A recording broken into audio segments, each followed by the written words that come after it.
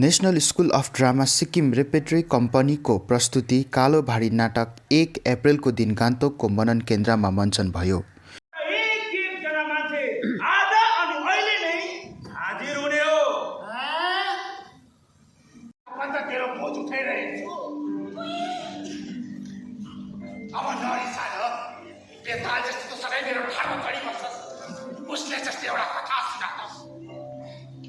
यो नाटक लेखक शङ्करदेव ढकालको उपन्यास कालो भाडीमाथि आधारित छ।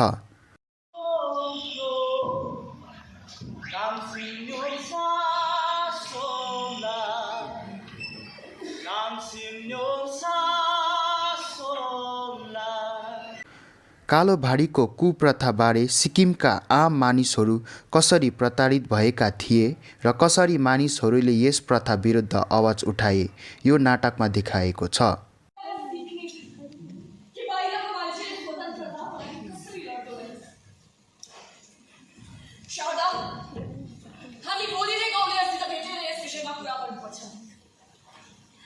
नाटकको निर्देशक विपिन कुमार हुन् र हिन्दीदेखि नेपाली अनुवाद प्रख्यात नाट्यकर्मी सिके श्रेष्ठले गर्नुभएको हो। 2 घण्टा अवधिको यो नाटकको नाट्य रूपान्तरण आसिफ हैदरले गर्नुभएको हो। सर, यो जुन चाहिँ कथा थियो कालो भाडी भन्ने यो तपाईँले लेख्नु भएको है र आज यहाँनिर एनएसटीद्वारा यहाँनिर प्रस्तुत गरियो है, कतिको तपाईँले लेख्नु भएको कथा कतिको मूल्याङ्कन भयो जस्तो लाग्छ? यो कथाको मूल्याङ्कन एकदमै राम्रो भएको छ। बनारस हिन्दू युनिभर्सिटीको त्यतिखेरको भाइस चान्सलर सर्वपल्ली राधाकृष्णन हुनुहुन्थ्यो। मदन मोहन मालवीयले भारत स्वतन्त्रको लागि त्यो विश्वविद्यालयको स्थापना गरेको थियो। त्यो विश्वविद्यालयको स्थापनाको लागि काशी नरेशले 1000 एकड़ जमिन दिएर त्यो विश्वविद्यालयको बारेमा मैले त्यसमा उल्लेख गरेको थिएँ। जस्ताको तस्तै छ। दार्जिलिङमा उहाँ हिरोलाई पढ्नु पठाएको थियो भरतलाई, त्यसको पनि कथाको एकदमै राम्रो मूल्याङ्कन र त्यसको राम्रो न्याय भएको छ। कथालाई न्याय भएको छ। डाइरेक्टरको त्यो डाइरेक्सन एकदम राम्रो छ। उत्कृष्ट भावना, उत्कृष्ट दिशानिर्देश, भावभङ्गी, व्यवहार, कार्यकुशलता, नाट्यमा हुने, नाट्य विधामा हुने जति पनि रङ्गमञ्चमा हुने क्रियाकलापहरू छन् ती क्रियाकलापहरूलाई त्यहाँनिर उजागर गरेको छ। यस्तो खालको नाटक चाहिँ तपाईँको रसिया, तपाईँको पहिला युरोपतिरको नाटकहरूसँग यसलाई कम्पेयर गर्न सकिन्छ। अलेक्जेन्डर पुस्किनले लेखेका अर्थात् अरू सेक्सपियरले लेखेका नाटकहरू जस्तै यो नाटकलाई मञ्चन गर्दा यो विश्वस्तरीय भएको मलाई महसुस भयो र एकदमै यसले न्याय पायो कालो भाडीले। जी, ये नाटक मैं बहुत समय से प्रयास कर रहा था इस नाटक को करने के लिए, लेकिन कभी भी मुझे इसमें कुछ भी शोध करने के लिए नहीं मिला। और जो सुनी सुनाई बात थी उसमें लोगों ने मुझे डराया भी और लोगों ने बहुत बढ़ा चढ़ा के बोला भी, कुछ काल्पनिक भी बोला। तो धीरे धीरे मेरी इच्छा ख़त्म हो गई। फिर मैंने कहा मैं नहीं करूँगा, इसको करना चाहिए मुझे। फिर ये कालो भारी के नाम से SD ढकाल सर का लिखित मतलब उपन्यास जो लिखा हुआ है उन्होंने, वो नेपाली में तो पहले आ चुका था, फिर हिंदी में आया। ये उन्होंने हिंदी में दिया मुझे पढ़ने के लिए और उन्होंने मतलब उनका एक विशेष अनुरोध भी था कि इसको आप ड्रामेटाइज़ करें और इसको आप नाटक करें, इसका मंचन करें। लेकिन मेरे लिए फिर से वही था कि एक इतिहास को, मैं सिक्किम के इतिहास को उठा रहा हूँ तो मुझे फिर से कुछ रिसर्च करना पड़ेगा। फिर एक बहुत ही फेमस जो नाटककार हैं दिल्ली में, आसिफ खान, उनसे फिर मेरी बातचीत हुई कि ये उपन्यास है और ये करना है, इसको रूपांतरित करना है। तो उन्होंने उपन्यास पढ़ा, फिर उनसे बहुत सारी चर्चा हुई, बहुत सारी बातचीत हुई। फिर उन्होंने लिखना शुरू किया। फिर वो सिक्किम भी आए और उन्होंने लिखना शुरू किया इस पर।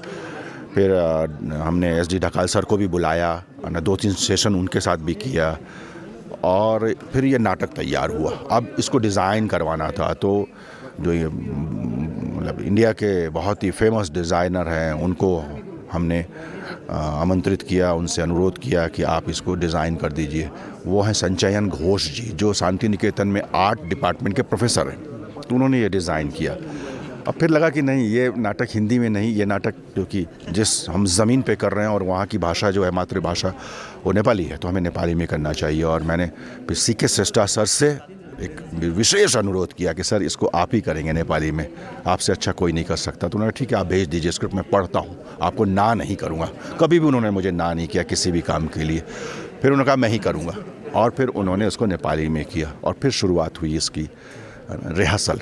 फिर एक्टरों का बहुत मेहनत है, फिर उन्होंने भी बहुत सारे सीन्स बनाते गए। उन्होंने कहा नहीं सर इसको ऐसे करते हैं, इसको ऐसे करते हैं, और ये कोई 2.5 महीने हमने अभ्यास किया है। और बीच में बहुत सारी समस्याएं आई, कभी कोई बीमार, कभी कुछ, है ना। मेरा पैर फ्रैक्चर हुआ बीच में रिहर्सल के दौरान। तो इस तरह से हम इस नाटक को बनाया।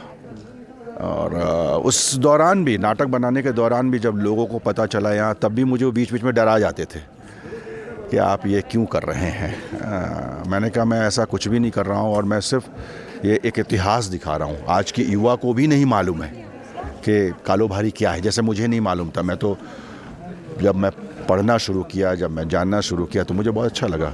और ये शोषण तो सिर्फ सिक्किम में नहीं है, पूरे भारत में है, पूरे विश्व में है। तो ये हमें दिखाना था और मज़ा आया करने में। हम जुड़े, हम एक इतिहास से जुड़े, और मेरा कोई मकसद नहीं था कि मैं किसी भी समुदाय को यहाँ पर ठेस पहुँचाऊँ। मैं उन तक बातें रख रहा था कि ऐसा हुआ था। बहुत सारी चीज़ें इसमें काल्पनिक भी है, क्योंकि उपन्यास में भी कुछ चीज़ें काल्पनिक है और इस नाटक में भी बहुत सारी चीज़ें काल्पनिक है। तो इस तरह से एक नाटक बना। कालोबारी भन्ने हामीले सुनेको मात्रै थियौँ बाजे बोजू आमा बाबाहरूकोबाट। त आज हामीले यहीँनिर एउटा फिल गर्नु पाउँदाखेरि एकदमै प्राउड फिल भइरहेछ है। हाम्रो सिक्किमको हिस्ट्री एउटा देख्नु पाउँदाखेरि, पढ्नु भन्दाखेरि पनि एउटा देखेको चाहिँ राम्रो जस्तो लाग्छ। सो NSD को सर विपेन सर है, एकदमै उहाँलाई कङ्ग्रेचुलेसन्स भन्न चाहन्छु कि हामीलाई उहाँले यसरी देखाइदिनु भएकोमा। अनि आजको सो फर्स्ट सो हो, अनि भोलि पनि आएर चाहिँ म हेर्नेछु। र यस्तै सोहरू चाहिँ आई थिङ्क सिक्किममा भइरहनुपर्छ जस्तो लाग्छ। यो एकदमै राम्रो लाग्यो, किनभने हाम्रो पिता पुर्खाले जस्तो कठिनाइ भोगेर आए, अहिलेको नयाँ पिँढीले यस कठिनाइबाट कसरी हामी गुज्रेर आयौँ र हामी यो अवस्थामा कसरी पुग्यौँ भन्ने एउटा प्रत्यक्ष उदाहरण यस नाटकले अहिलेको हाम्रो युवा पिँढीलाई दर्शाउँछ र जानकारी दिन्छ। र यो एउटा इतिहासको निम्ति एउटा ठुलो एउटा गौरवको कुरा हो। पढेको पनि थिएँ शङ्करदेव ढकाल सरले लेख्नु भएको, र आज हेर्नु पाउँदाखेरि है, मैले NSD को नाटक त कहिले पनि म मिस गर्दिनँ, तर आज हेर्नु पाउँदा चाहिँ आँखाबाट आँसु आयो मेरो। र हाम्रो ढकाल सरले जुन चाहिँ नाटक लेख्नु भएको छ नि, यसलाई एकदमै जस्टिफाई भयो, एकदमै जस्टिफाई भयो। र तपाईँहरूको जुन चाहिँ टिम छ, I am proud of you, र म गर्व गर्छु। सिक्किममा NSD को यस्तो राम्रो निस्किँदाखेरि गर्व गर्छु, र धेरै धेरै बधाई छ सबैहरूलाई, तपाईँहरूलाई। र मैले हेरेको थिइनँ भनेदेखि चाहिँ मैले ठुलो कुरा मिस गर्थेँ आज।